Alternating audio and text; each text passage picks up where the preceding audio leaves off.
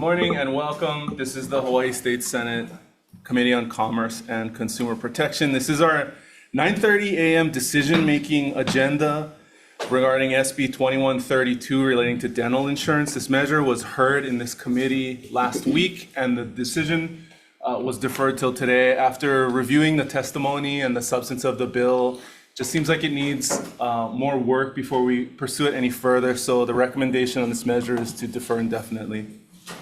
Any comments? No? If not, we'll adjourn.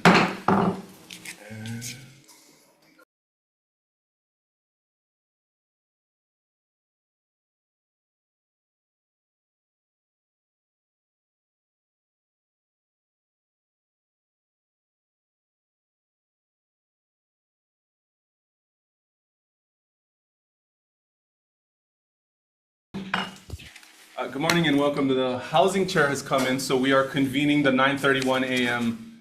CPN Housing Committee agenda. Kat, do we need to recess?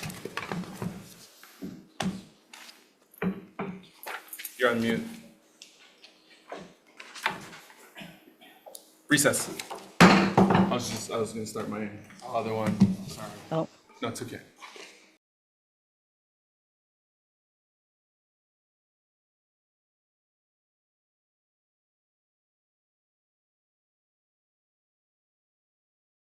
Good morning and welcome. This is the Tuesday, February 3rd, 2026, 9:31 a.m. joint agenda between the Senate Committees on Commerce and Consumer Protection and the Committee on Housing. We're in Hawaii State Capitol Conference Room 229 and live online. Let me see. And I will yield to the Housing Chair for the first measure, SB 2071. Thank you, Chair. Our first measure today is SB 2071 relating to housing, which clarifies that the dwelling units eligible for the rent-to-own program shall be units that are for sale in fee simple or leasehold on state or county land under a lease with an initial term of not less than 99 years. It increases the time period that the sales price of the dwelling units under the rent-to-own program shall remain fixed from 5 to 10 years after the rental agreement is executed. Our first testifier today is HHFDC with comments. Good afternoon, chairs, committee members, Dean Minakami, Executive Director of the Hawaii Housing Finance and Development Corporation. We stand on our testimony in support, but also offering comments. Thank you. Our second testifier is Hawaii Realtors in support,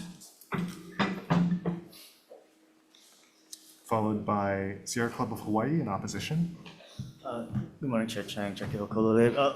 Vice Chair Hashimoto and Vice Chair members of the committees, Wayne Tanaka, Circle of Hawaii. We're in opposition to this measure. I mean, to be clear, we are nothing against the rent-to-own program, nothing against extending the buyback period, the purchase period to 10 years. What we are concerned about, though, is since the 1978 Con, there's been decades of commitments made by the state of Hawaii, unfulfilled commitments to pursue reconciliation with the Native Hawaiian people over the unlawful theft of the Hawaiian Kingdom's government and crown lands. And so our concern is that this bill would essentially walk back those commitments by authorizing 99-year leases, essentially, which is tantamount to a fee sale, essentially, of ceded lands, of these stolen lands, which would foreclose Native Hawaiians' claims and foreclose reconciliation, foreclose restorative justice for the Kanaka Oiwi community. And so we do have some suggested language, if you do want to move this bill forward, to kind of avoid that outcome, simply by clarifying that this 99-year lease program will not be applicable to the ceded lands corpus. I'm happy to answer any questions, but yeah, thank you so much. Thank you very much. And then we have two individuals in opposition, Dana Kiabe and Tara Rojas. Is there anyone else wishing to testify on Senate Bill 2071? Okay, members, do we have any questions? Senator Fukunaga. Thank you. Maybe, I'm not sure whether HHFDC or someone else can respond to that. Is there any kind of inventory on the number of acres that ceded lands would entail? I believe that the desire was that ceded lands would be excluded from the rent-to-own program, and I believe we could work within that parameter. So so only using non-ceded lands for the rent-to-own program. Okay, no, my question was really, is there an inventory so you can't separate the non-ceded from the ceded lands? I don't know if we ever finished one or whether it's been completed. There is a general inventory of lands that are ceded and non-ceded, but we have to rely on title searches also. Okay, thank you. Thank you. Further questions, members? Actually, so Sierra Club, can you just state the amendment that you're proposing in your late testimony that we received late last night? Yeah, I apologize for the tardiness of our testimony, but it essentially add non-ceded in the on the first page, and on the provision that adds authorizing the 99-year leasehold interest in state and county lands to say unceded state and county lands, essentially. Thank you. And HHFDC, is that acceptable? Yeah. All right, further questions? Senator Kim.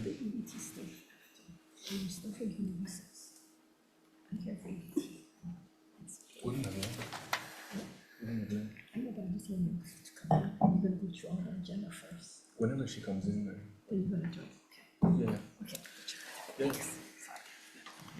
All right, any further questions, members? If not, we'll proceed to our next bill, which is Senate Bill 2191, relating to limited profit housing associations, which establishes a organizational tax and regulatory framework for limited profit housing associations, establishes a limited profit housing council to oversee limited profit housing associations.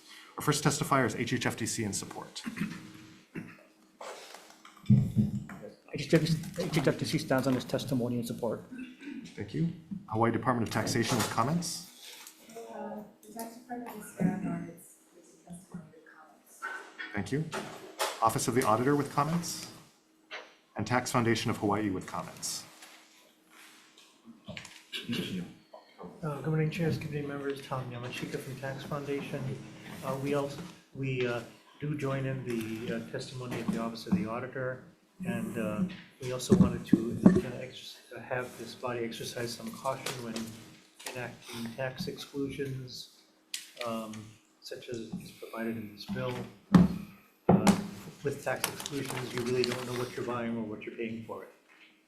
So we would ask for something more limited and more targeted, so you can actually measure what's going on and have some kind of limits, so you don't pay too much unwittingly.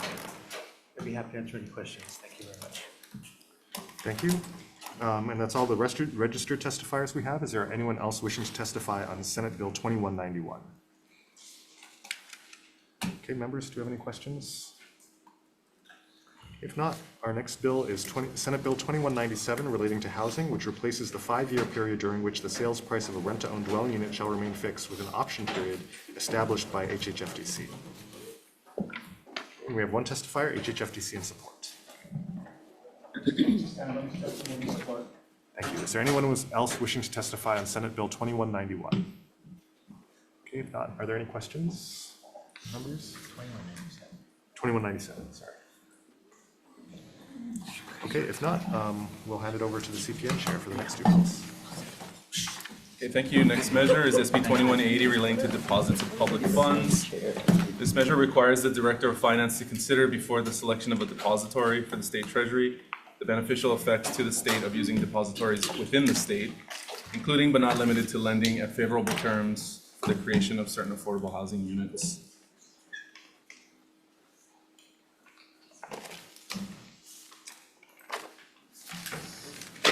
BNF with comments. Okay, that's all the testimony we've received. Is there anyone else who would like to testify on this measure? Yeah, Chair Tiffany Najima on behalf of Hawai'i Bankers Association, who's done our written comments. Thank you. Hawai'i Bankers Association, we filed a testimony. Okay, can you just double check with the clerk afterwards so that, I don't believe I've seen it, so I'm not sure it's been made available to the members. Is there anyone else who would, actually, well then why don't you come up and just explain what your testimony is since we don't have it. Tiffany Najima with the Hawai'i Bankers Association. I'm sorry, I apologize for the late testimony. We provided comments on this measure, really just questioning some of the definitions. We're not really sure what the intent of the measure is. I do want to note that the banks are already regulated and examined under the Community Reinvestment Act. And so they take into account factors like affordable housing and lending to LMI communities. Thank you. Thank you. Is there anyone else who would like to testify? Members, any questions for the bankers? Okay, if not, we'll move on to the last measure on this agenda, SB 2210 relating to housing discrimination. This measure allows the Hawaii Civil Rights Commission to prosecute discrimination based on source of income in housing cases. First up, we have the Hawaii State Council on Developmental Disabilities in support.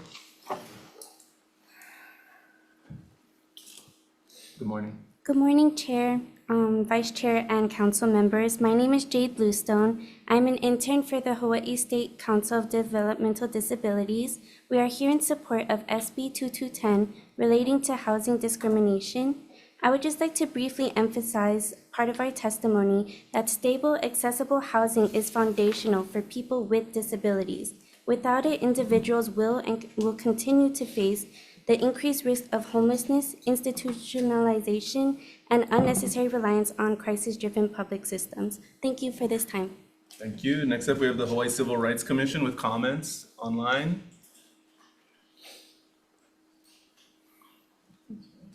We saw you, Heather. We cannot see you now.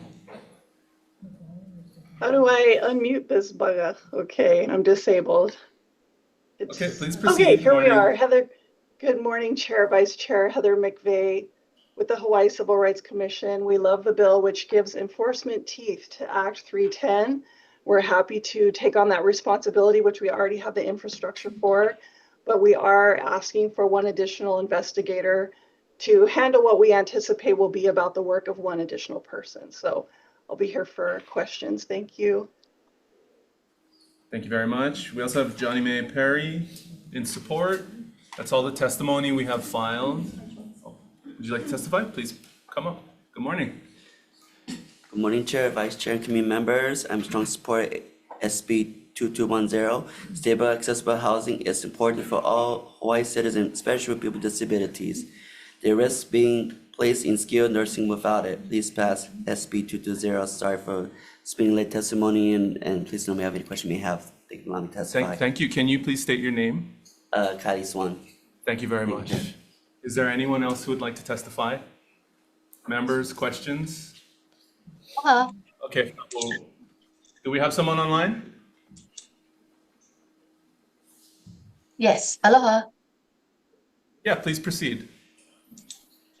Okay, this is Tara Rojas. Quick question.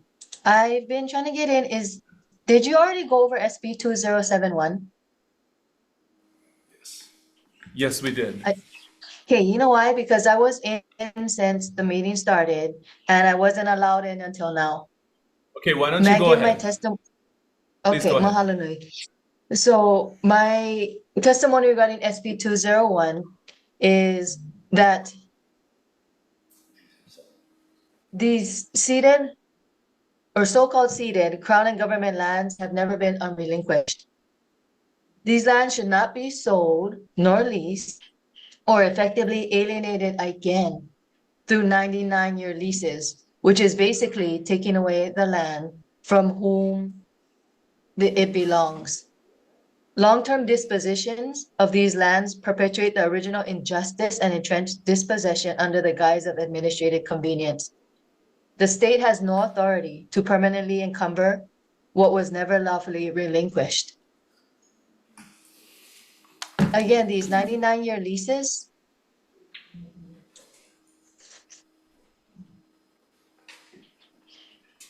have to stop, and so I oppose SB 2071. And mahalo nui for allowing me to testify as trying to testify on all these bills at the same time. Mahalo nui. Thank you for being patient with the technology, and I'm glad you were able to testify.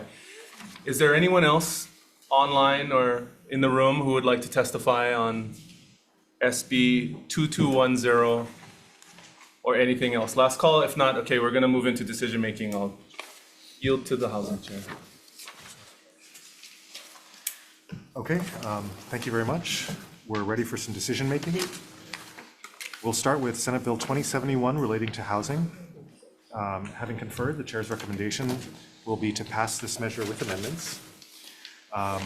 We'll take HHFTC's amendment to make the 10-year period flexible by adopting language from Senate Bill 2197, which replaces for the first 5 years after the rental agreement is executed with during the option period established by the corporation, and replaces the words 5-year with option.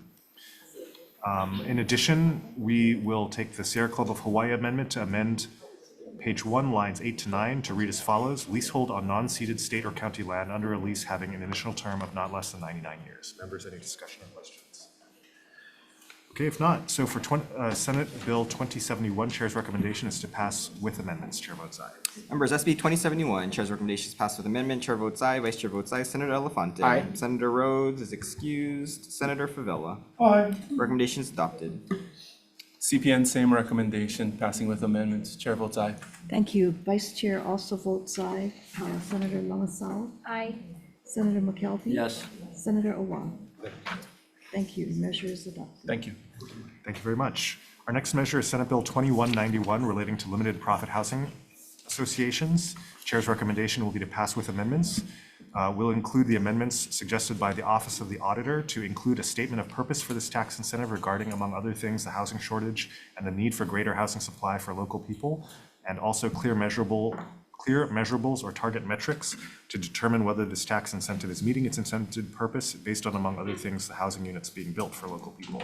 We'll also take the Department of Taxation's suggestion to apply Section 3 to taxable years beginning after December 31st, 2025, and to amend Section 6 to take effect on January 1st, 2027 to allow for the necessary form and instructional changes.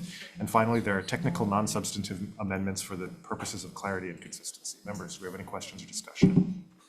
Okay, if not, for Senate Bill 2191, the chair's recommendation will be to pass with amendments. Chair votes aye. Members, SB 2191, Chair's recommendation is passed with amendments. Chair votes aye. Any members voting with reservations? Any members voting no? With all others voting aye, with the excusal of Senator Rhodes for this measure and all others, motion's adopted. Thank you. CPN, same recommendation, passing with amendments. Chair votes aye. Thank you. Of the CPN members present, are any voting with reservations or in opposition? Hearing none, measure is adopted. Thank you. Thank you. And for the third measure on this agenda today, Senate Bill 2197, we'll be deferring this as we've already addressed these issues in the Senate Bill 2071 that we just passed. Okay, next measure is SB 2180 relating to, sorry? Do you have to defer that one too? Oh, yeah, same recommendation for CPN committee for SB 2197, defer indefinitely. Thank you. Next measure is SB 2180 relating to deposits of public funds, noting the very late testimony from the Bankers Association and the inability of the members to review it. We'll defer the decision on this one day. Yeah. The last measure on this agenda is SB 2210 relating to housing discrimination. The recommendation on this, we will defer decision-making, on SB 2180 to tomorrow, Wednesday, February 4th at 9:35 a.m. in this room 229 for the CPN committee. Do you have a roll date? Yes, and so for the Committee on Housing, we'll be deferring decision-making until Thursday, February 5th at 1 p.m. in room 225. Okay, thank you. And the last measure on this agenda, SB 2210, the recommendation on this measure is to pass with amendments adding a blank appropriation for one full-time employee to the Hawaii Civil Rights Commission to add an additional housing discrimination investigator. And then we will also send a memo to Ways and Means that they should re-refer on. Any discussion? That was my only concern, was it's not a trigger re-referral. But perhaps maybe this could be addressed in the budget to keep the bill moving along its present track. But anyway, thanks for that. Okay. No other comments? Yes. Oh, yes, sorry, go ahead. Yeah, then the recommendation again is to pass with amendments. Chair votes aye. Thank you. Of the CPN members present, are there any voting with reservations or in opposition? Hearing none, measure is adopted. And for the Committee on Housing, same recommendation for Senate Bill 2210 to pass with amendments. Chair votes aye. Members, SB 2210, passed with amendments. Chair votes aye. Any reservations? Any noes? All others voting aye. Recommendation is adopted. Thank you very much. Thank you, we're adjourned. Thank you.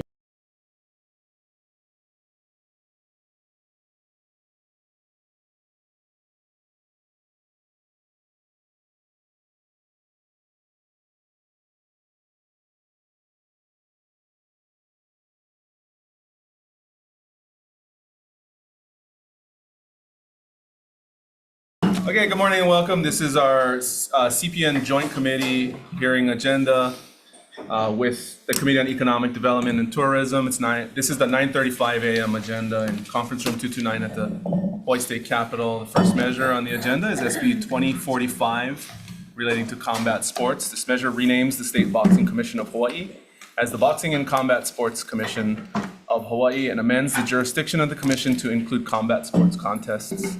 It prohibits no rules combat or similar combat sports contests and repeals the existing mixed martial arts contest program. There's also an appropriation. First up, we have the DCCA, Hawaii State Boxing Commission, with comments. Good morning, Chair, members of the committee. My name is Justin Joe. I'm the Executive Officer for the State Boxing Commission of Hawaii, here to stand on the written testimony, and I'm available for any questions. Thank you very much. Next, we have Director Nidinando online with comments. Not present on Zoom, Chair. Okay, thank you. Is there anyone else who would like to testify on this measure? Okay, seeing none, we'll move on to the next measure on this agenda. Question for the Boxing Commission.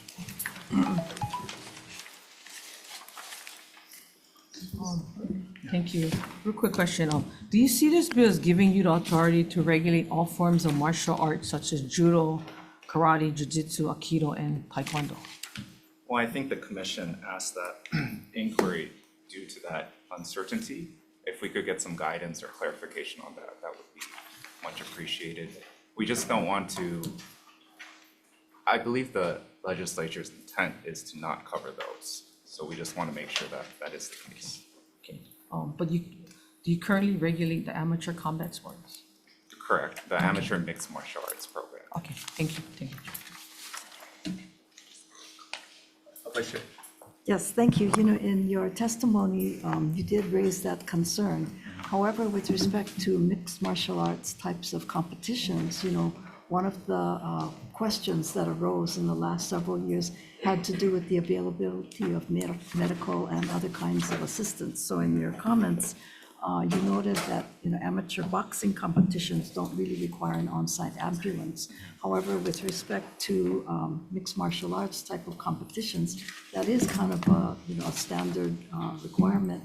And it would seem that if, you know, the commission is moving forward in this direction, you would want to adhere to the basic defined requirements for those types of competitions. Correct, and I don't think the commission disagrees with the purpose of the ambulance. In an ideal world, we would like to have an ambulance at every amateur event, at every combat sport related event, even grappling related events ideally. But the reality is that when we hear from industry members is that the cost of putting these amateur events on, it's not really for profit, right? There's no, it's purely for training and development. So having these high barriers in terms of financial costs is, I think, creating a disincentive or the inability to get to that point where they can actually develop the amateur scene.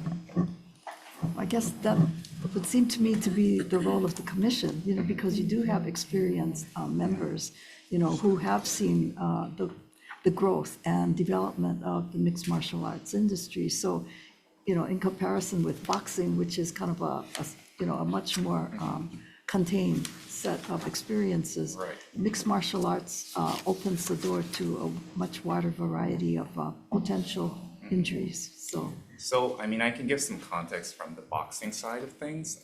In terms of how they handle amateur events, essentially what they have is an on-site inspector that covers protocols and medical needs. If there are such things as severe injuries or KOs, technical knockouts, what they do is they have the OIC coordinate with a emergency room or hospital prior to the event and ensure that there is a neurologist available for any kind of medical needs that need to be attended to. If there are situations like that, typically the on-site doctor, the MD or licensed physician, is the one who makes that decision as to what the most appropriate course of action would be for that specific contestant. Thank you. Any other questions? Okay, if not, we'll move on to the last measure on this agenda, SB 2354, relating to the Department of Commerce and Consumer Affairs. This measure requires the DCCA to make certain contact information for newly registered entities available online. Requires the director to transmit the contact information to DBED. First up, we have DBED in support.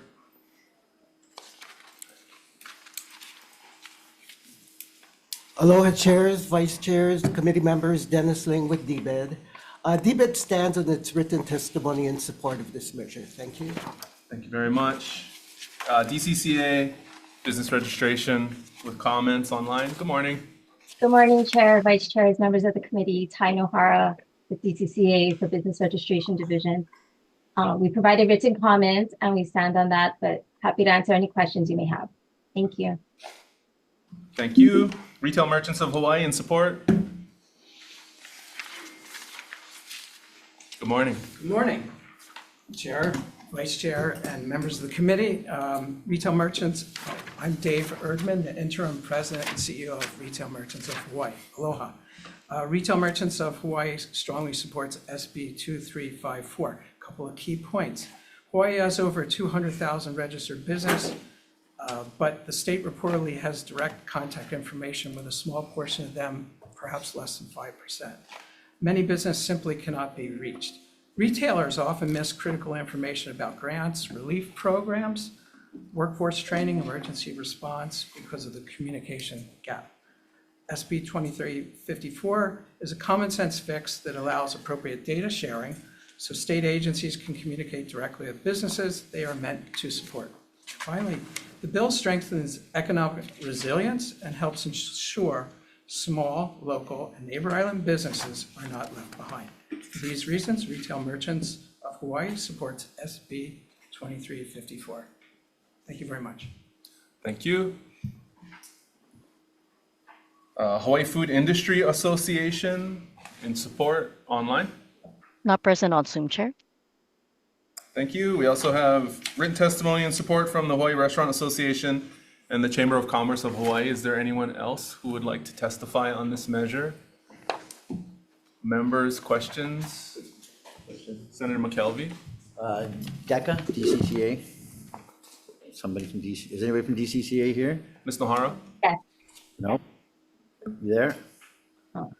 I guess not. Well, I'll just throw it out. She's coming on. Go ahead. Let's throw it out there.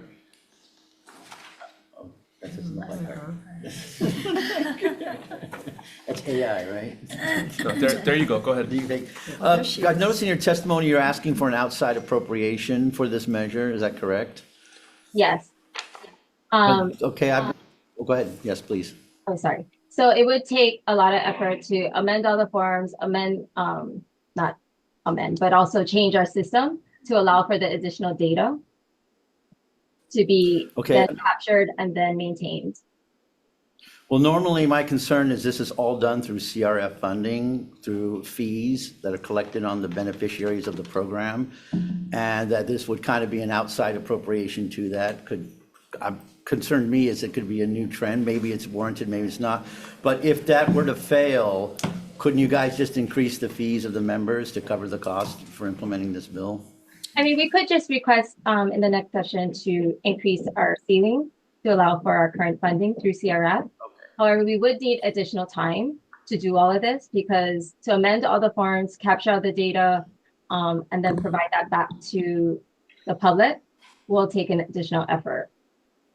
But you do have enough money in the fund now to where a ceiling raise could accomplish the fiscal needs that you've outlined in the bill, right? Yes, I think if we amend the ceiling increase, yes. Okay, all right, thanks, Chair. Members, any other questions? Senator Ukai. Dennis. Yes, sir.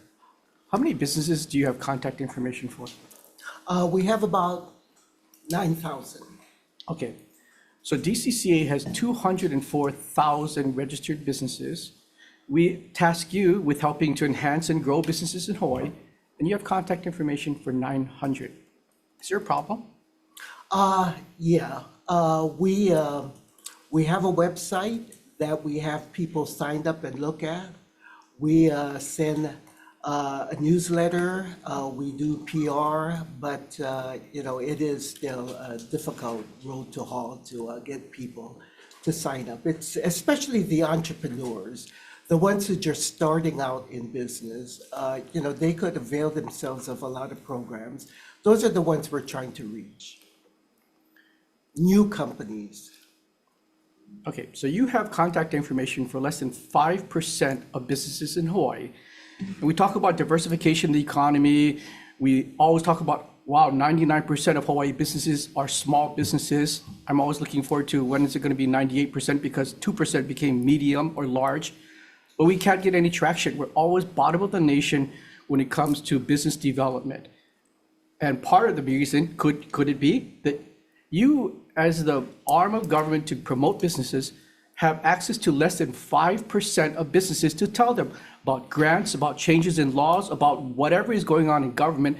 For example, during PPP, when it was very difficult for people to understand how they were going to apply for the payroll protection grant money, that they could have relied on you. You guys had the expertise, but unless you had a really astute banker, it was really difficult for companies to navigate through that grant application process.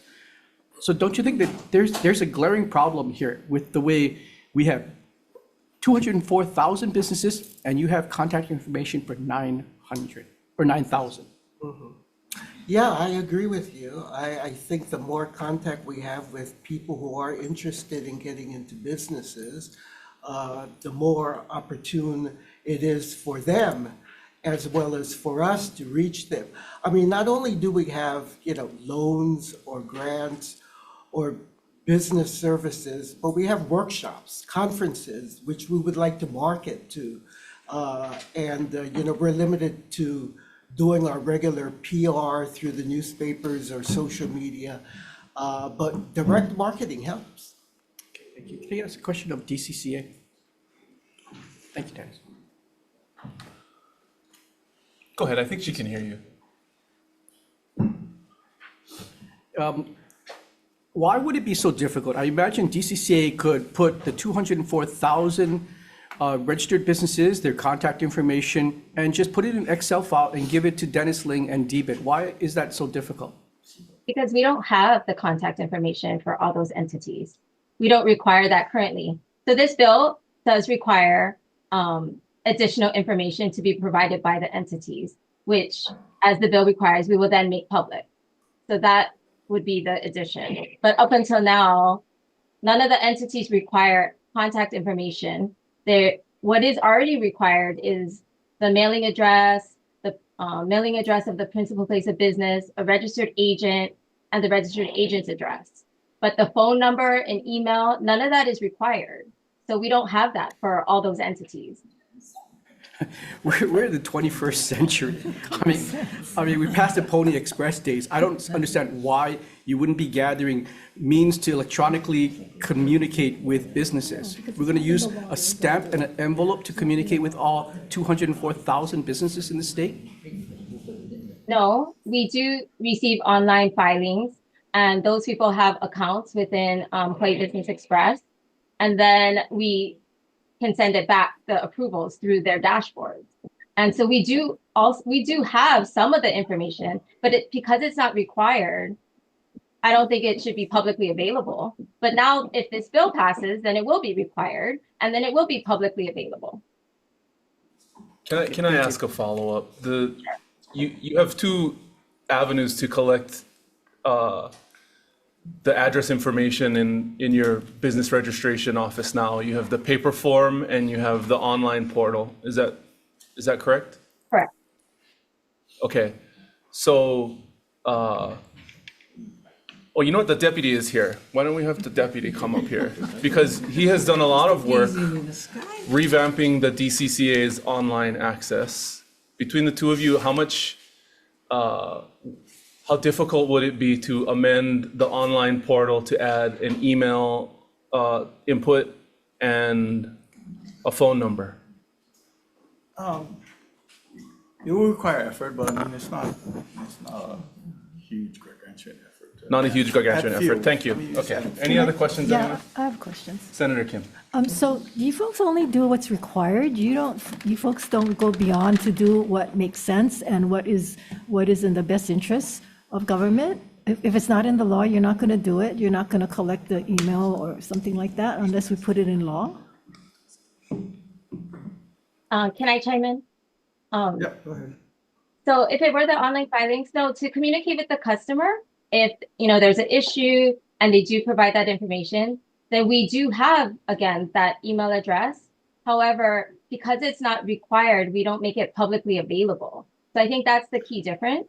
So if with this bill, it'll be required information that then is required to then be publicly available. Yeah, but in doing your work, again, you folks can make rules and regulations. You can determine what might be necessary. So it just bothers me that, it's not required, but you folks should be the experts. You folks are the ones that's running it. So we look to you folks to make sure that you gather all the important documents, and if we need changes, then you should come up with it.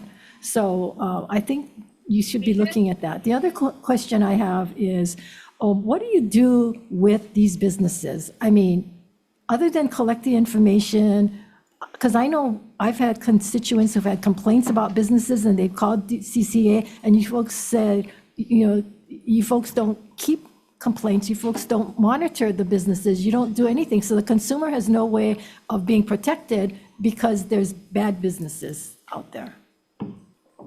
What is the role of DCCA in that? We're ministerial when it comes to that. So we're here to collect the information, register a business if it complies with all the statutory requirements, and maintain the state's business registry. We're not a regulatory arm. Okay, so you require them to register, so the public feels that if you're registering them, then why are you registering them if it's not to help, protect them in some way, to have some information if a business is bad? So, and that therein lies the discrepancy, because they're understanding that you're registering them, so therefore they should be, businesses of good record, I guess. That's what OCP is. Well, in a lot of situations, a business does need to be registered in order to get a GE tax ID, in order to get a business loan, and that type of thing, right? So those other entities, like the banks, they'll double check with our office to make sure an entity is in good standing. But I completely understand the frustration with the regulation of the actual business. However, generally, the businesses are part of different industries, which then are also regulated under different provisions of different agencies. So the public would go and complain to, OCP. Complain to OCP, and then they would follow up with an investigation. Right, but is there a registry that that complaint goes on that public would be aware? So somebody else, going to that business. Yeah, I think, can we, Okay, so I think the question, Ms. Nohara, is, do you have a referral system, if I'm hearing the question right? It doesn't sound like your office, because it's ministerial, has any referral capability to the other enforcement divisions in the DCCA presently. Correct, but we do let the customer know if somebody calls us as to which potential other agency could possibly have jurisdiction, including the AG's office. Just because you're being nice, it's not required in your statute anywhere. No, it's not. But it's also because I think there is that confusion. Any other questions, members? Senator Wakai.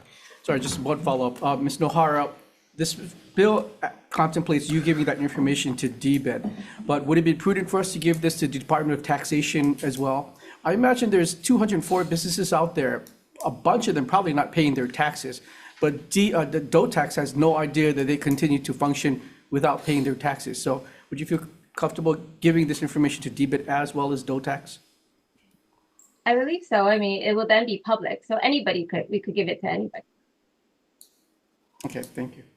Any other questions, members?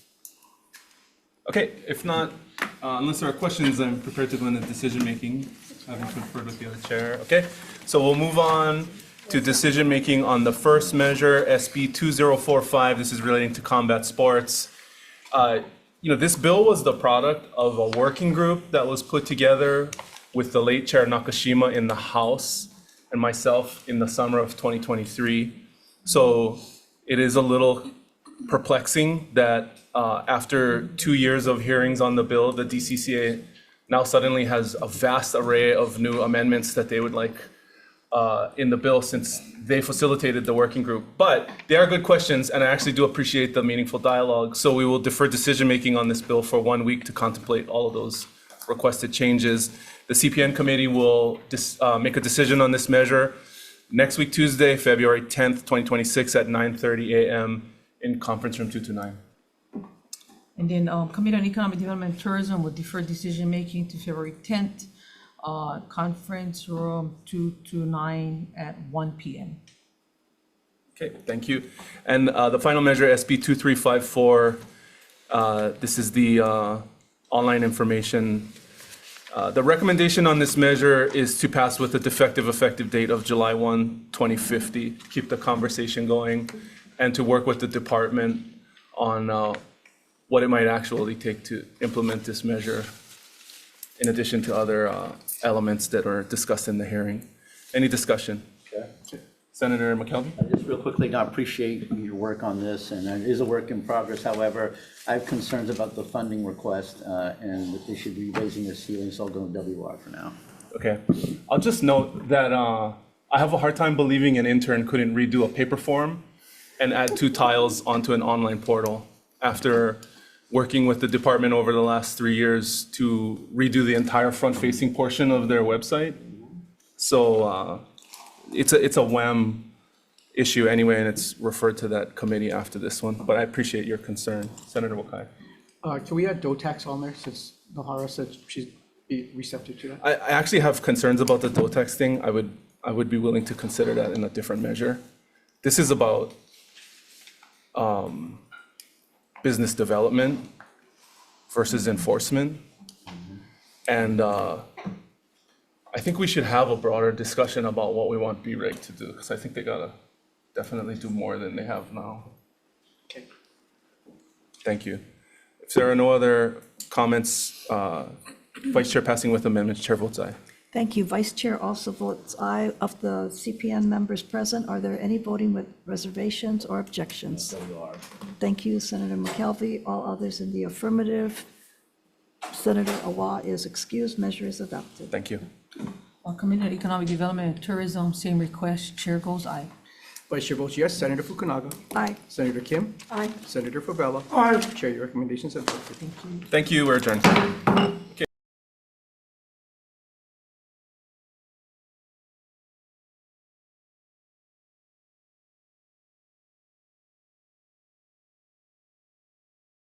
Okay, good morning again and welcome. This is the Senate Commerce and Consumer Protection Committee 9:31 a.m. agenda on Tuesday, February 4th, 2026 in conference room 229. The first measure on this agenda is SB 2436 relating to charitable solicitation. This measure requires professional solicitors operating public collection receptacles to solicit donations of non-perishable tangible property who later resell the items to deposit funds with charitable organizations within a specified time frame, provide certain information in financial reports, and prominently disclose certain information on collection receptacles. First up, we have the Attorney General's office with comments. Not Good present morning. on Zoom, Chair. Vice Chair, Cherry's Program Administrator Eunice Park. Department offers 2 comments to the bill. One, we're asking for delay effective date of January 1, 2027. That's because the bill does require reporting of additional information that we do not currently require of professional solicitors, such as the weight of the contribution that's donated to the professional solicitor as the dollar amount of compensation per pound of the donation. We don't currently collect that information. And we're asking for appropriation for additional staffing with the clarification that the funding will be coming from the charity special fund, not from the general funding. And I'm open to any questions that the community might have. Thank you. Thank you. Next up, we have Goodwill Hawaii with comments. Good morning. Good morning, Chair. Good morning, Vice Chair. Good morning, members of the committee. My name is Katie Chen. I'm the President and CEO of Goodwill Hawaii. Goodwill Hawaii has been its own independent 501c3 nonprofit in the state of Hawaii since 1959. We provide services statewide in the areas of job creation, job education, training, and job placement, particularly for disadvantaged populations. I'm sitting here today to offer our strong support for SB 2436, which this is all about transparency and trust to the donor here in the state of Hawaii. We believe that this bill is a critical step forward that will help maintain donors' trust and ensure that no one is unaware about who their donations actually benefit when they make that drop into a donation bin here in the state of Hawaii. Civil Beat recently highlighted a troubling trend of collection sites that have been cropping up all over Oahu for the last couple of years, and they're also now on we're seeing them coming up on the neighbor islands as well. And operators advertise that the donations received will benefit a particular nonprofit organization, but the reality is that it benefits such a tiny, minuscule of the amount that they collect actually goes to the charity that they highlight. And we believe that donors just aren't aware of this. So without action to clarify the requirements of these items in the current act, they will be able to continue essentially misrepresenting to the public what they are donating. I'm sorry, Thank I'm you out very of much. time, so I'm available for questions. Thank you very much. We also have late testimony, written testimony in support from the Hawaii Alliance of Nonprofit Organizations, the National Kidney Foundation of Hawaii, and Mike Onofrieri. Is there anyone else who would like to testify? Please come up. Good morning. Good morning. Good morning, Chair, Vice Chair, and the committee members. My name is Noriko Namiki, CEO at YWC Oahu. I submitted, I believe, my late testimony. I apologize for my tardiness. Yeah. We would like to express a strong support for SB 2436 because many nonprofit organizations like us and the Goodwill with 501c3 status are scrambling to diversify our sources of funding to keep much needed services in the community. And that is simply because many of the programs we operate, we do not charge anything to the participants because they are not able to pay for the services rendered. For example, we provide all the services under the Dress for Success program at no cost to the participants. Again, because they're not able to pay for the services. And then through this program alone, we serve more than 500 women a year. And then we need to cover 100% of the program costs year after year. And so the YWC Oahu benefit sale is a crucial source of revenue, a lifeline for all our programming, including Dress for Success. And then also, last Friday and Saturday, we served nearly 400 high school students with prom dresses so that their families and financial situations would not impact one of their memorable moments in their high school life. Just like Dress for Success, we charge nothing to those students and we cover 100% of the costs on our own. Therefore, we appreciate the intent of SB 2036 to hold those professional solicitors accountable. Thank you for your support for this bill. Thank you very much. Is there anyone else who would like to testify? Members, any questions? Okay, we'll move on to the next measure, SB 2471, relating to powers of artificial persons. Powers of artificial persons. This measure reaffirms that artificial persons created under state law possess only those powers that are necessary or convenient to carry out lawful business and charitable or organizational purposes, and that those powers do not include the power to spend money or contribute anything of value to influence elections or ballot measures. First up, we have DCCA, business registration with comments online. Morning, Chair, Vice Chair, members of the committee. Tai Nohara with DCCA Business Registration. We've offered written testimony with comments, and we stand by that, and happy to answer any questions. Thank you very much. Attorney General's office with comments.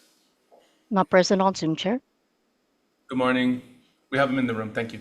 Good morning, Chair, Vice Chair, members of the committee. Deputy Attorney General Ashley Tanaka.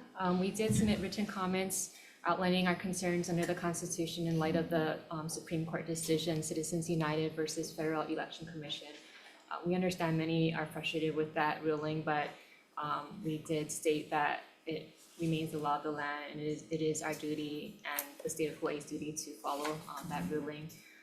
Besides constitutional concerns under the First Amendment, we did also address that there is a substantial risk of adverse litigation should this bill pass into law. Thank you, and I am available for questions.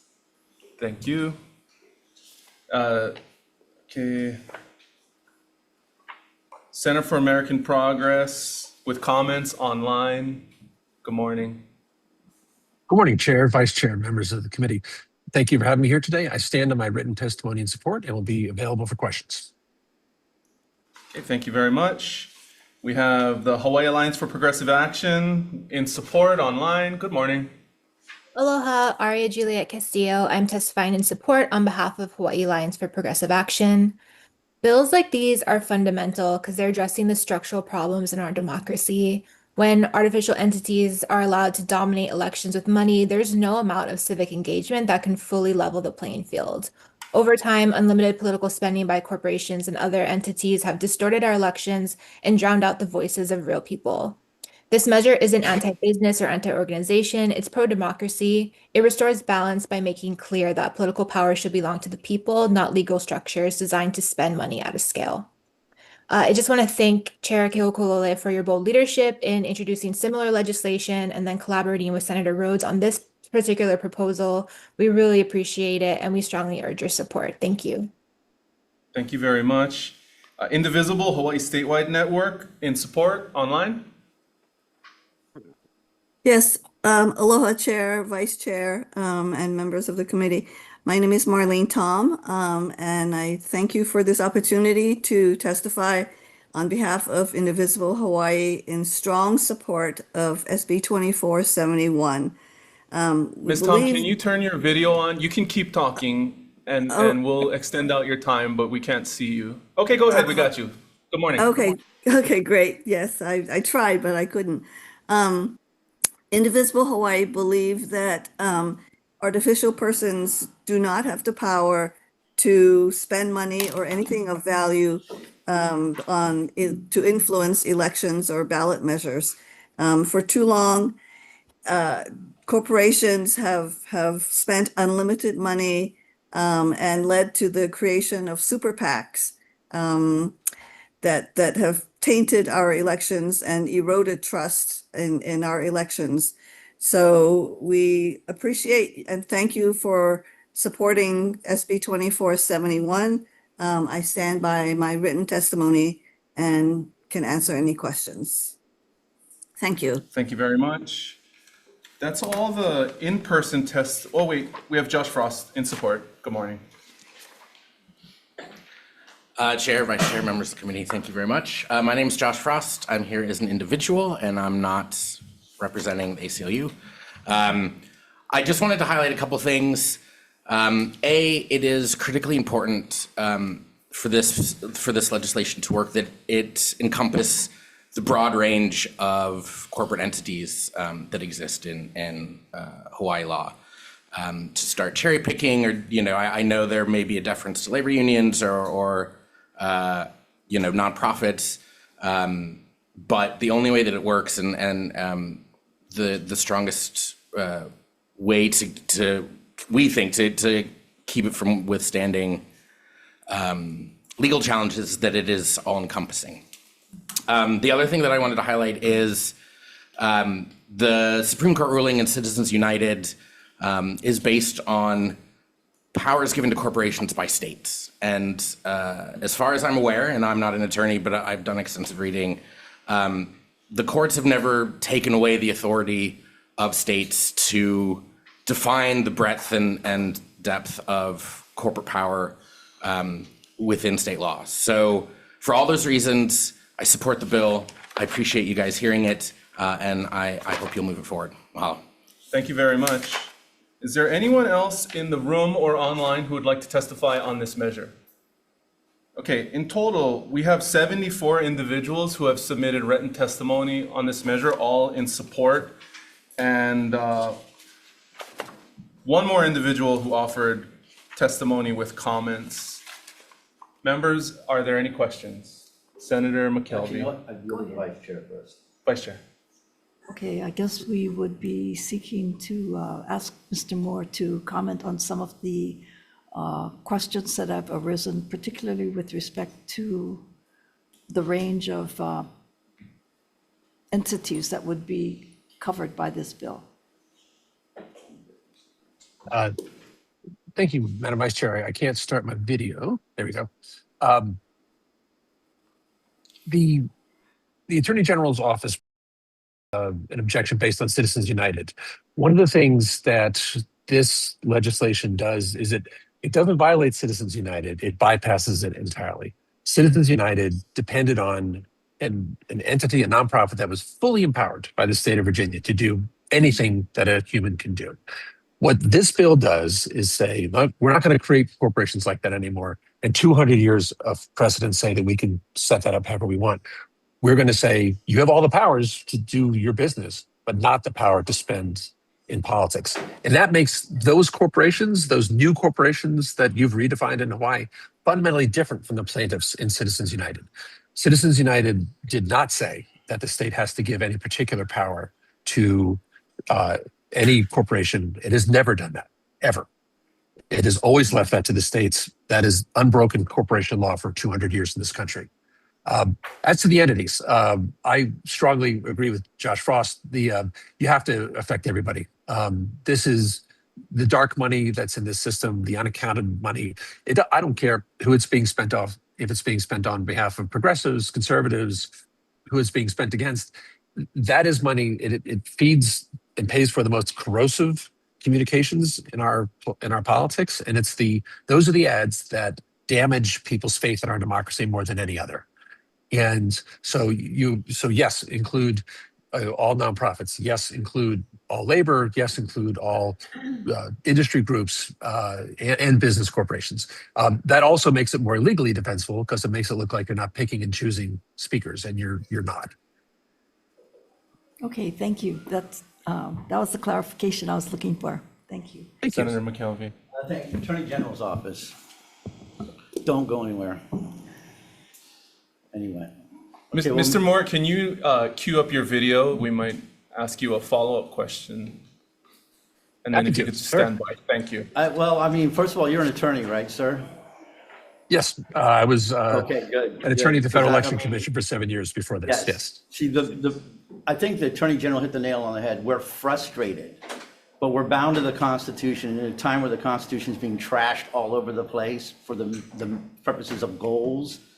We have to adhere to the rule on the Constitution. So I'd like you to address the testimony of the Attorney General and the points that were made by the Attorney General, that if we pass this, it will get struck down in courts, because once again, we're selling a false bill of goods to the people out there who want to see change in the election process by saying this will do it, and then it gets struck down. So I want you to respond in point to the Attorney General's testimony and how this bill would somehow circumnavigate their very real concerns that we could be basically sending this thing into a black hole of litigation, even though we want something to be. Absolutely, and thank you for the question. And I've been working on this for 2 years, and that is a question I've received many times. And the answer is, no state has made a move like this in 100 years. Basically, all the states kind of gave all the corporations all the powers 100 years ago, and then let it ride. And every piece of legislation we've ever seen that we've seen on the federal level when I was at the Federal Election Commission working for the chair as her attorney. Every bit of state legislation that we've seen has been on the regulatory rights side of things. And yes, the Attorney General is absolutely correct that if this bill regulated the rights of corporations to do those things, to spend in politics, yes, it would be struck down immediately, and the state of Hawaii would be out a lot of money in costs. Do you have their testimony in front of you at all? They talked about selective speech was the point they tried to bring in. Do you see what I want? I've got the testimony. Specific concerns. Maybe you could repeat your specific concerns. Sure, Senator. I think what Senator is getting at, Mr. Moore, is our understanding of Citizens United holding is that corporations do have the right to speech through political campaign donations, as they are considered associations of individuals. So while states do retain the authority to determine what powers a corporation has, the corporation is still made of an association of individuals, and so they still have the right to speak. And under Citizens United, this bill would be trying to remove some of their powers to engage in election activity or ballot issue activity, which they do have the right to speak under. Yes, thank you for that. And that was my operating assumption, on what the breadth of Citizens United was for many years while I was working on this. Powers come before rights. Powers define what the organization actually is. If the state of Hawaii creates a Department of Education, it has certain powers that it gives to it. It's a state entity. It does things. It can't do other things. It defines every bit of that. That has been the rule with corporations for 200 years. And so what Citizens United said was this plaintiff before us, Citizens United, a Virginia chartered nonprofit that has been given the power to do everything that a human can do, their right to spend in politics can't be regulated. And that's right. That is the rule of Citizens United, but it depends on a fully empowered plaintiff. And what the state of Hawaii would be doing is saying like, oh, we're not going to have those kind of corporations in this state anymore. It's what, bills have been dropped on this in New York and Vermont and Virginia. It's moving as a ballot initiative in Montana. It is a genuinely new reform, and it doesn't regulate the rights. If it did, it would be a loser. It would absolutely be a loser.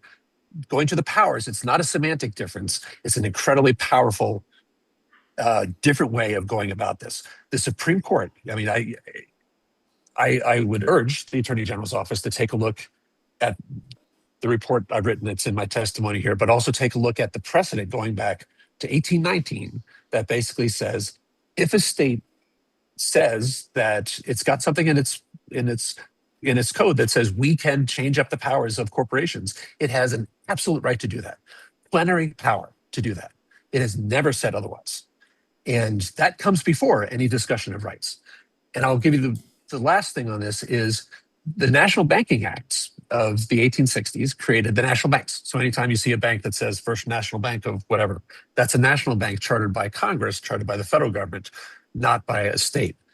Those banks have never, ever, ever been given the power to spend in elections. And that's never been challenged. No court has ever said, oh, no, you must give them the power to spend in elections because as a corporation, they must have the power and the right associated with that power to spend in elections. Courts can't do that. Courts have never done it. And so we have a living, breathing example of why, corporations do not have some kind of natural right to spend in politics. If they don't have the power to do it, there's nothing for the rights to hold on to. And I appreciate deeply the Attorney General's concerns, and it's one I've heard over and over again. But this difference between powers and rights is something that really has to be wrestled with before you can come to any kind of conclusion about this. Does that response change your opinion at all? In light of that response, does your opinion still stand? I believe our opinion still stands. Okay, thank you. Thank you, Chair. Appreciate that. Okay, I have a follow-up. Hold on. So I think the last comment speaks directly to my concern, which is that you sum up your testimony by saying This bill is vulnerable to constitutional challenge in effectively permitting a corporation to keep certain state-granted benefits only if it gives up its power to engage in election activity. You seem to presume inherent rights in a corporation. Do corporations have inherent rights? I believe the only right we are really addressing in this bill is their right to speak and. So you believe a corporation has an inherent right to speech? I don't know if I need to use the word inherent, but I believe that as corporations are deemed associations of individuals, they do have. Right, as the right defined to by speech. state law. Right. Right, which we can change. I guess my concern here is, the Constitution articulates in natural rights that people possess. They don't possess those rights because the Constitution identifies them. They already have the rights. The Constitution articulates them and then places restrictions on the government to where they cannot violate those rights. Here, it seems like you are presuming that corporations also have those natural rights, which I don't think jives with the nature of the corporation, which is created in our state laws by our legislative authority to define what these associations are. And I think that's, I don't want to speak for Mr. Moore, but that's my concern about your testimony. Because when you say that a corporation, can keep its state-granted benefits only if it gives up its power, you're sort of presuming that they had that power to begin with. And when I look at a corporation, I think it's sort of like a contract that an entity is forming with the state. They get the power to move and act as if they are a person, to form contracts and all of that. And what do they get in return for it? Limited liability, principally. Tax benefits that human beings cannot take advantage of. There are specific, articulable, very valuable advantages that corporations receive in return for chartering themselves in accordance with state law. And when you say they are giving up their power, I think you're presuming that they have rights that don't exist except for them entering into this agreement with the state that they're going to follow state law in accordance with their charter. Yeah. But the Supreme Court gave them that. No, the state gave them that right. An entity can go and form a corporation in a different state, and they follow those. But the state, so I guess my question, a specific question to you, is how do you square that statement that you made at the end of the testimony with the state constitution's provisions declaring that special rights that are created by the state are irrevocable, are not irrevocable? If the state constitution says, if we grant special rights, they are not irrevocable. The state maintains the power to grant special rights and to take away those rights. Ours. Under the law. And so I guess I would like to hear your response on how your statement conflicts potentially with the state constitution.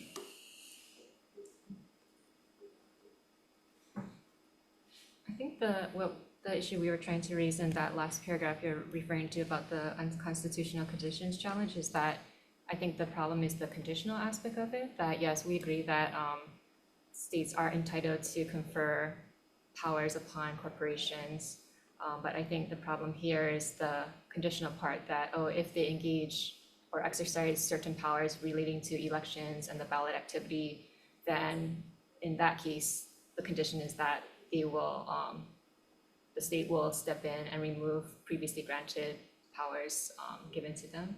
So I intend to defer the decision on this measure one day because it's a significant measure and I would like to measure twice and cut once. So I would like to ask the Attorney General's office to go back in and take some time to respond to my question. If I want to form a book club or a Bible study group, that Bible study group does not have the inherent right to limit liability on the group, right? I have to go and ask the state via the conditions of a charter to be conferred that power. And so I feel like the state and the people of Hawaii do have the authority to set conditions on how they want that association to function, so that the book club can decide whether they want to become a nonprofit instead, or a union, or just keep it unofficial and maintain liability individually. So I'll stop there. Are there any other questions before we, like I said, I intend to defer decision-making on Yes, this. no, I just hope, just one thing, help us come up with something that will survive a potential court challenge. I think that's the point I was trying to make earlier. Yeah. So, but thank you, Chair. No guarantees, of course, but thank you. Okay. If there are no more questions, then we'll move to the next measure, SB 2829, relating to Sorry the to powers interrupt, of Chair. artificial Mr. persons. Moore has his hand up. Yeah, the Q&A portion is for members to ask questions of testifiers. The questions have been asked and answered, so we're going to move on. Yeah. SB 2829, relating to the powers of artificial purposes. This measure makes any state chartered corporation, limited liability company, limited partnership, and others lack the legal capacity to make expenditures or contributions in connection with elections. So similar measure.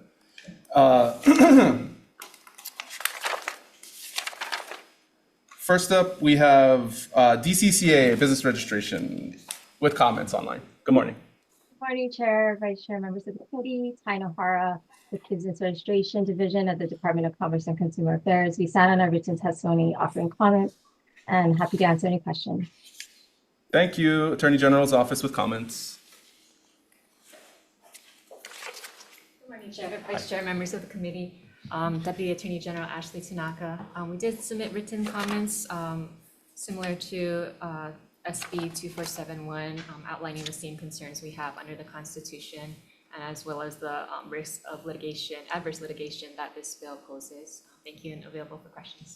Thank you. We also have written testimony from Life of the Land, Imua Alliance, the League of Women Voters, comments from the Hawaii Credit Union League, and support from Ross Isokane. Is there anyone else who would like to testify?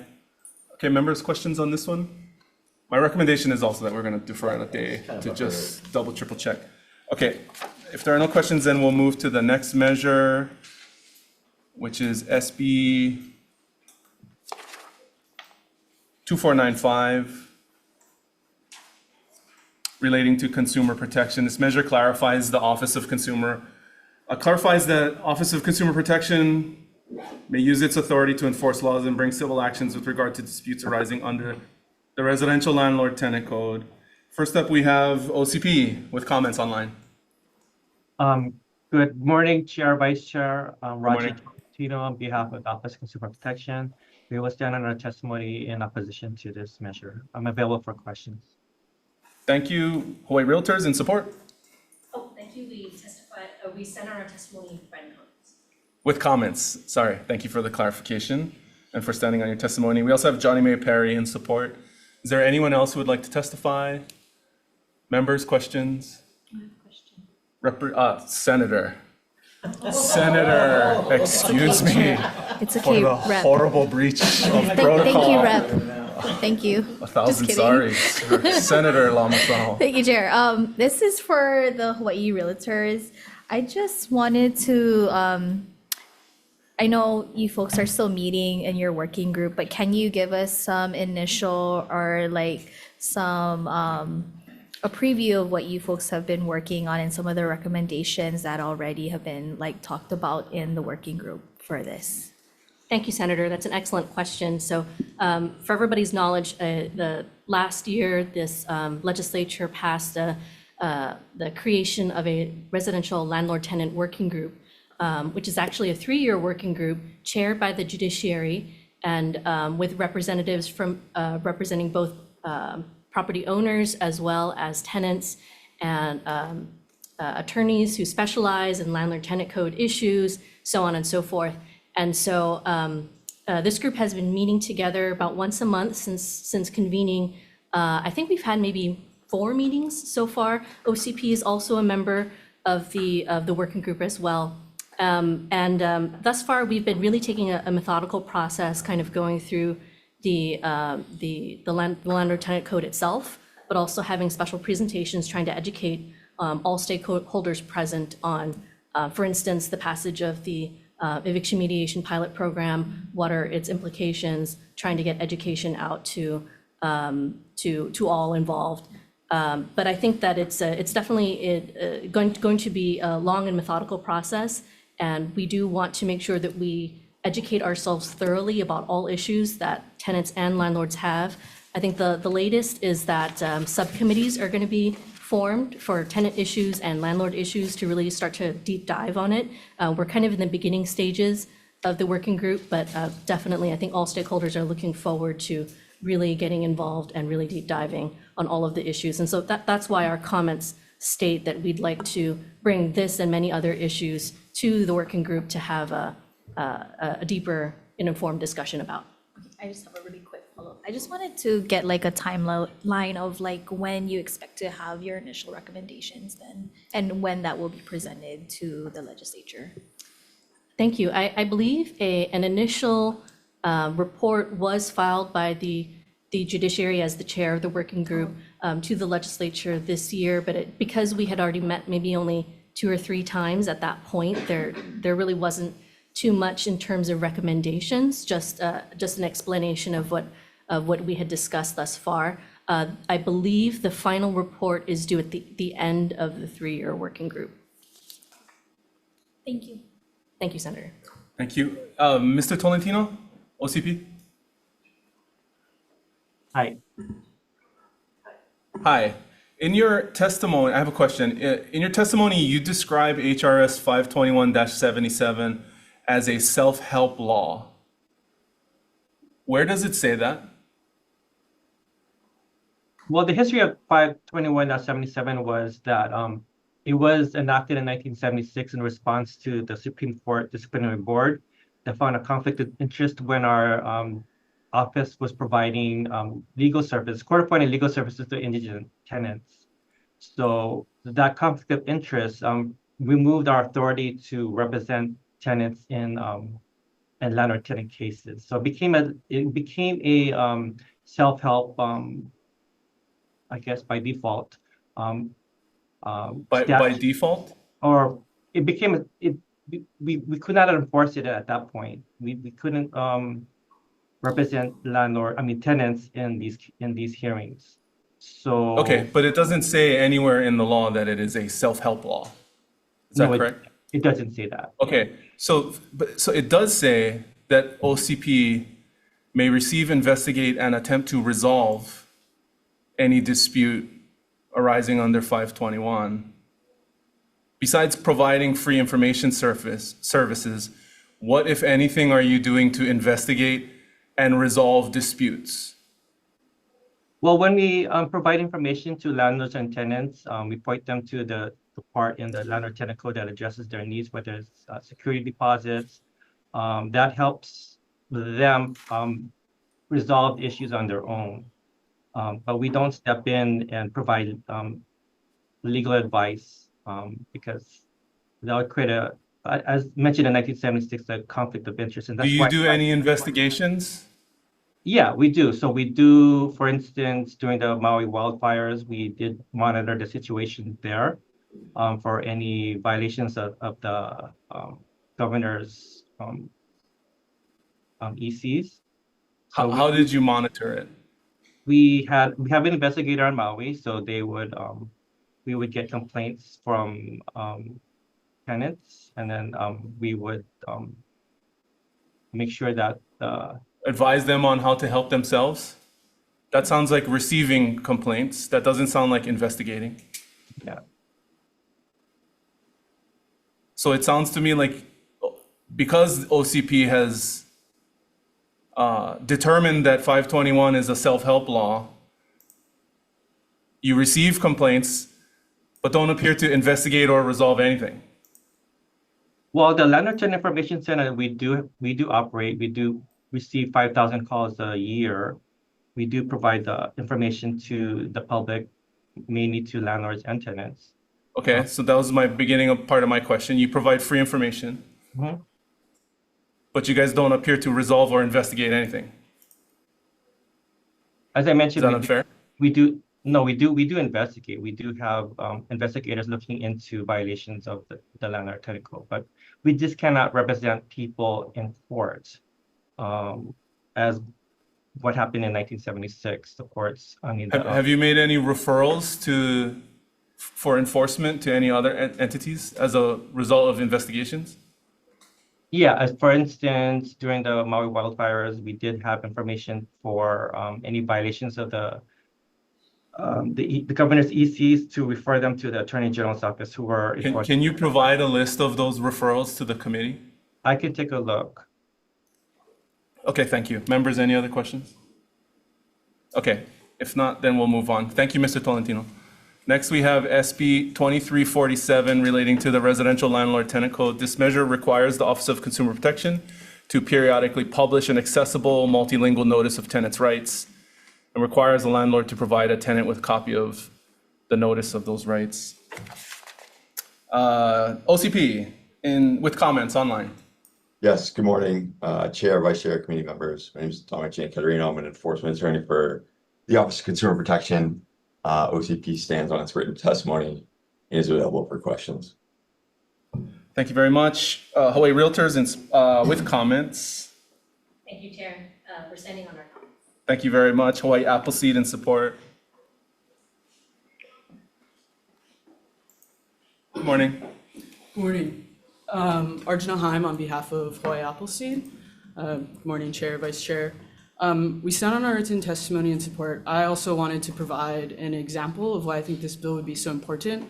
I've been a renter in Honolulu until recently, and on the last time I rented, I had an issue with a return on my security deposit. I like to believe I'm up to date on things. I'm the director of housing policy for a local nonprofit interested in landlord-tenant stuff. And I went to the landlord tenant code, I went to OCP. My landlord, who is a professional landlord registered here in Honolulu, withheld my security deposit past the 14-day time period. They also said that they would be withholding some things for like painting the house and stuff. They did not give me notice, and I wanted to make sure I was right in this. I'm reading the landlord tenant code, I'm calling OCP. I can confirm that I'm in my right to request a full deposit. I think I was 15, almost 20 days in at the point. I called the landlord and let them know that they were late and that I am therefore entitled to the full deposit. They told me it wasn't within their policy. I reminded them, I read them the landlord tenant code, I think it's section 52, I think it was 52-52 around security deposits. And told them, this is legally, I'm entitled to this. They pushed back quite a bit until I finally requested that they call their legal department, in which after an hour, they said, you can come pick it up. I think having these rights written out and accessible and given to landlords to give to tenants can help avoid these mistakes. I was lucky, I can understand and navigate this system as it is now, but many other people are not, so. Thank you so much. Thank you very much. That's all the in-person testimony we have registered. Is there anyone else who would like to testify?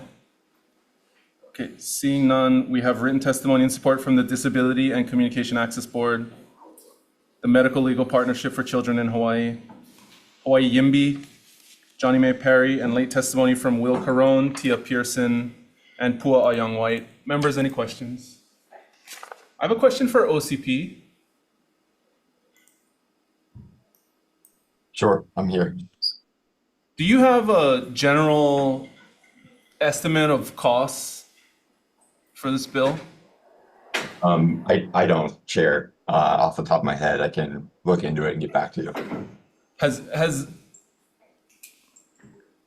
OCP been asked to, in this context, to engage with the Office of Language Access?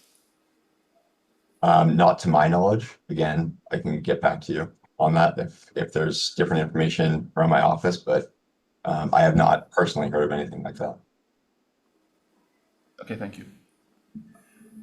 All right, if there are no other questions, then we'll move on. Okay, next measure is SB 2771 relating to licensing. This measure removes the barrier requiring applicants for professional or vocational licensing to be U.S. citizens, U.S. nationals, or persons with work visas, and allows applicants to provide individual tax ID numbers in lieu of social security numbers if all other requirements are met. Hawaii Real Estate Commission with comments. Good morning, Chair, Vice Chair, members. Neil Fujitani for Derek. Thank you very much. DCCA Professional Licensing Division with comments. Good morning. Good morning, we have you.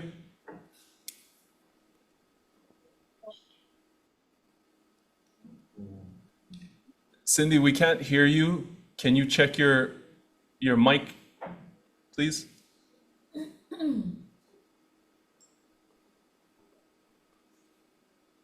Can you hear me now, sir? Yeah, please go ahead. Okay, thank you. Good morning, Chair and Vice Chair, committee members. Cindy Matsushita of DCCA's Professional and Vocational Licensing Division. We stand on our written testimony as provided, offering comments subject to your questions if you have any.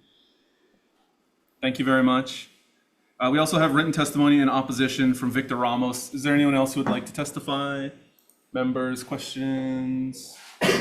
Okay, moving on. SB 2806 relating to real estate. This measure prohibits real estate brokers from listing or offering the sale or lease of residential real estate to a limited or exclusive group of prospective buyers, brokers, or salespersons, with some exceptions, and deems the practice an unfair or deceptive trade practice subject to penalties and grounds for discipline. Let me see. Real Estate Commission in support.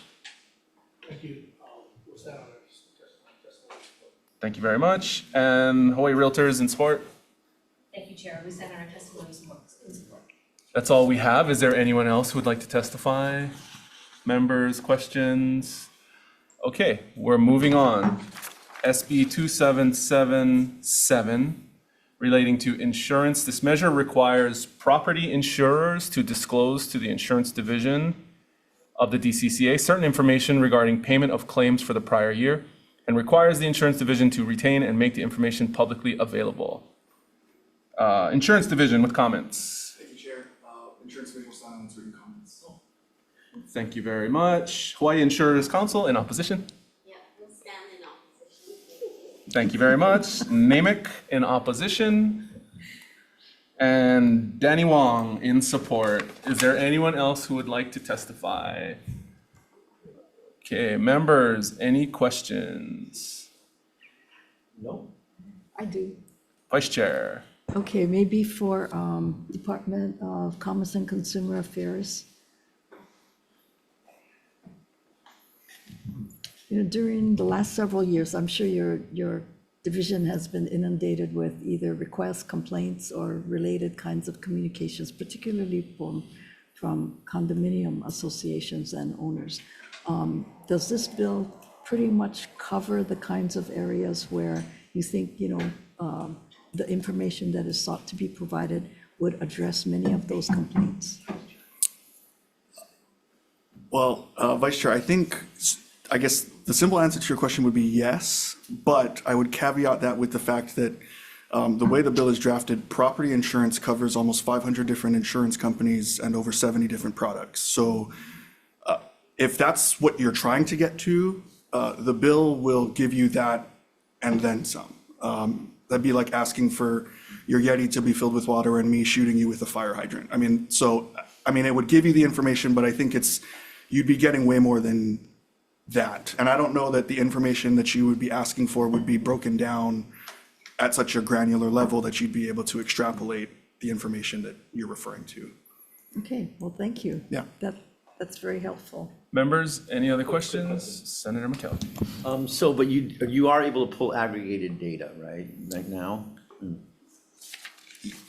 So insurance companies are currently submit data to, I mean, I guess theoretically it is through the division, but it goes directly to the NAIC. That data is subject to a data sharing agreement, which Parts of that data are published by the NAIC, but the rest of the data is owned by the division. Now, the caveat here is that data is protected under, well, depending upon where we're talking about, either 431.2 or 431.2D as confidential privilege information. So yes, we have data that is used for either market analysis purposes or for, again, the purposes of sharing information with NAIC to see, for them to, see national trends and things like that.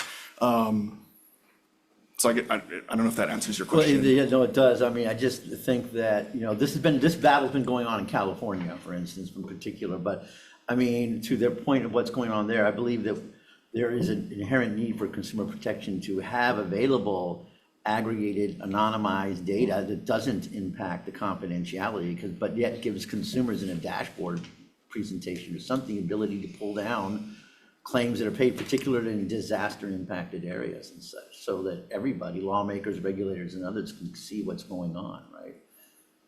Yeah, I mean, I would agree with you. I think the concern or / the issue that I would raise with regards to that is sometimes claims data, when you're just looking at, so let's take the requests in the bill, for example, is total amount of claims, claims fully paid, and claims partial paid, I think is what it limits it to. Even if you were to extend it to claims not paid. There are a plethora of reasons why those claims are in those, I guess, statuses, for lack of a better term. And so sometimes claims may not be, they're paid overtime in an effort by insurance companies to prevent fraud, to ensure that claims are legitimate. Very rarely is the situation that we had in Lahaina, where insurance companies kind of pay up front and then have to collect, or would subrogate at the back end. They would normally do those things sort of kind of in tandem with each other, in the sense of they're not going to pay out where there is no legitimate claim there. So I think while the division is supportive of transparency, the concern is that the information may mislead, in the sense of, I don't think that it would be necessarily the wisest position for a consumer to choose an insurance company based on who pays and who doesn't, because there's so many more inner workings as to claims payment process than maybe the average consumer is aware of. Okay. Thanks, Peter. So, well, I have a follow-up. I mean, you're right. Fraud prevention is I think a pretty valid and legitimate reason why the numbers may not convey the message that consumers might take from it. The cost of ongoing litigation when policyholders challenge claims decisions is probably another one. But we do know that there's leakage from borrowers whose claims are denied. That's perhaps a negative incentive for potentially bad practices that data that's transparently published could potentially illuminate, with the caveats. Smoothing losses, carrying interest from premium payments made over time that are not paid out. I mean, those are incentives to delay claims payments as well. There's been some reporting on that. So, I mean, is there a better way to make available the data that's already being published by the NAIC in a more reasonable format for consumers to be able to decipher?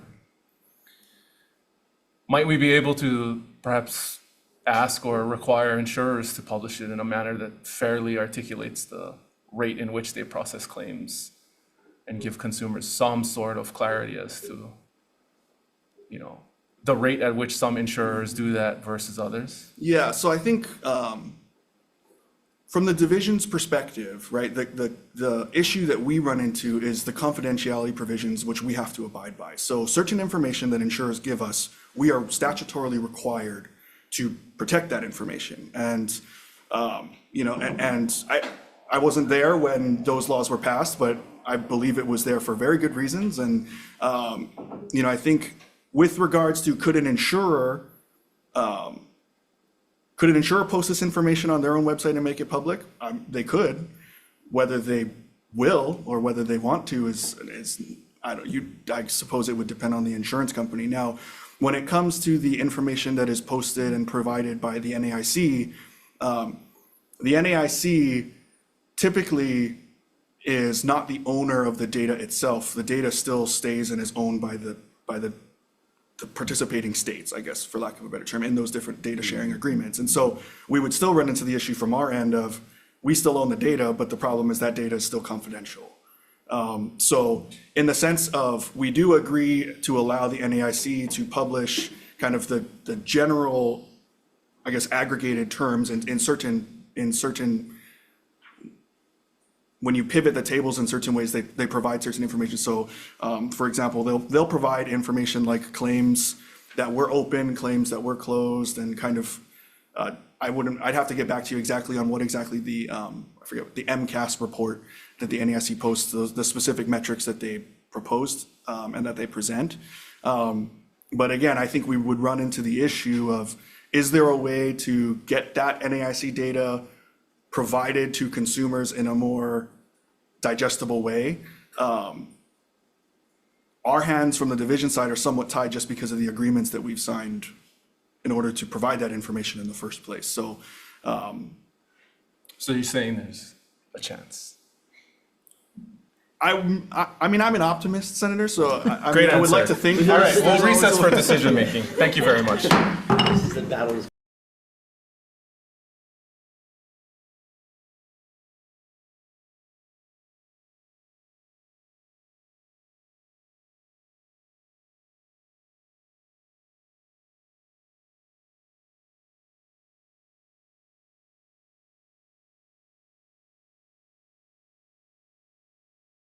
Okay, reconvening the 9:31 a.m. Commerce and Consumer Protection Committee agenda for decision making. The first measure is SB 2436 relating to charitable solicitation. The recommendation on this measure is to pass with a effective date of July 1, 2050. Members, any discussion? Seeing none, Vice Chair passing with amendments. Chair votes aye. Thank you. Vice Chair also votes aye. Senator Lamasau? Aye. Senator McKelvey? Yes. Senator Awa? Aye. Measure is adopted. Thank you very much. The next two measures, SB 2471 and SB 2829, relating to the powers of artificial persons. My recommendation is to pass these measures after we have deferred action on it for 1 day. So we will reconvene, hopefully to move out these measures on tomorrow, Wednesday, February 4th, 2026, in room 229 at 9:30 a.m. We just want to make sure we're going to measure twice and cut once on this one. Okay. SB 2495 relating to consumer protection. This one and the next measure, SB 2347, relating to the residential landlord-tenant code. We're going to defer decision-making on these two measures for 1 week. So we will reconvene to make recommendations on these measures on Tuesday, February 10th, in this room 229 at 9:30 a.m. so that we have time to discuss with the Office of Consumer Protection the way forward. SB 2771 relating to licensing. After reviewing the testimony, it looks like it's not going to work, so our recommendation is to defer indefinitely. Without objection, then we'll move on to SB 2806 relating to real estate. The recommendation is to keep the conversation going on this measure by passing with amendments affecting the effective date of the bill to July 1, 2050. Any discussion? Seeing none, Vice Chair passing with amendments. Chair votes aye. Thank you. Of the CPN members present, are there any voting with reservations or objections? Hearing none, measure is adopted. Thank you very much. And for the last measure, we're going to defer decision-making on this measure to Tuesday, February 10th, 2026 in conference room 229 at 9:30 a.m. to see if there's a workable way forward. Thank you very much. We're adjourned.